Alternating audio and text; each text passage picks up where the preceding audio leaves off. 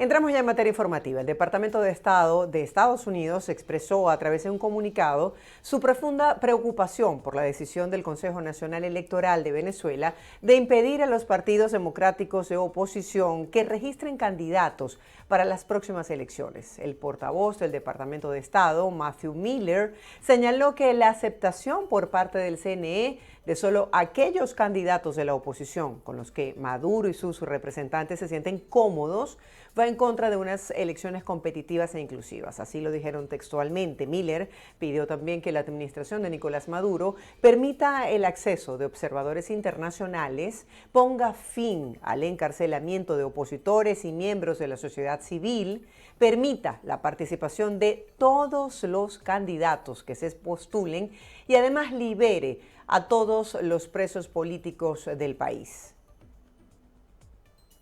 En otras noticias, el gobierno de Colombia ordenó este miércoles la expulsión de diplomáticos de la Embajada de Argentina. Esto fue en respuesta a las nuevas declaraciones del presidente de ese país, Javier Milei, quien tildó de asesino terrorista a su homólogo colombiano Gustavo Petro en una entrevista con el canal CNN en español.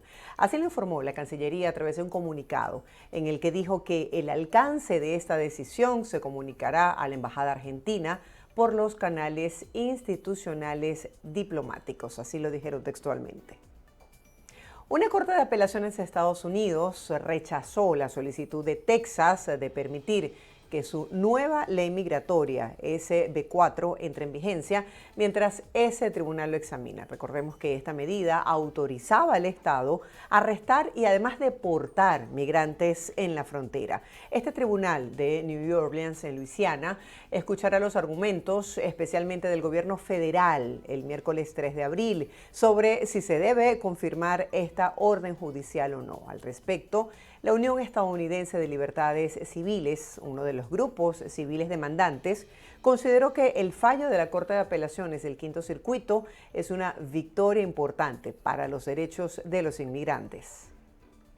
En más información, los migrantes que han llegado a México en estas últimas semanas han rechazado la oferta de $110 ofrecidos por el gobierno de Andrés Manuel López Obrador, con la intención de que regresen a sus países de origen. Veamos sus testimonios. Para evitar los riesgos del viaje. ¿Por qué no nos evita este maltrato y mejor nos da un permiso? Y no queremos pagado. Queremos nosotros mismos costearnos a como dé lugar, pero que nos dé ese permiso. Para muchos migrantes, como un colombiano anónimo, el monto ofrecido por el gobierno mexicano resulta ineficiente. ¿Qué comprarías con $110? Nada. Unos zapatos. Unos zapatos, pagaría agua y agua. Unos zapatos, nada más unos zapatos. Unos zapatos original, $110. Comparado con los costos de vida en sus países de origen, $110 no representan una ayuda significativa. Este sentimiento es compartido por Jason Viñamil, migrante venezolano, quien critica el acuerdo firmado por el gobierno colombiano y aboga por la oportunidad de trabajar en Estados Unidos. Con $110 nada más que se va en una libra de carne, un pollo y una libra de arroz. Ya, se acabó los $110. Ni para vivir solo. La situación económica y política en sus países de origen como Venezuela y Colombia complica aún más la perspectiva de retorno. Esta resistencia al retorno se intensifica en un contexto donde la migración irregular hacia México aumenta, subrayando las tensiones en medio de las elecciones tanto en Estados Unidos como en México. Amigos, el candidato presidencial de Un Nuevo Tiempo, Manuel Rosales, indicó que está dispuesto a retirarse de la contienda electoral del próximo 28 de julio si el oficialismo venezolano permite a otro candidato opositor. Escuchemos qué más dijo. Y se lo digo con el corazón en la mano. Busquen una negociación. Busquen un candidato o una candidata que pase las trabas y los obstáculos del gobierno.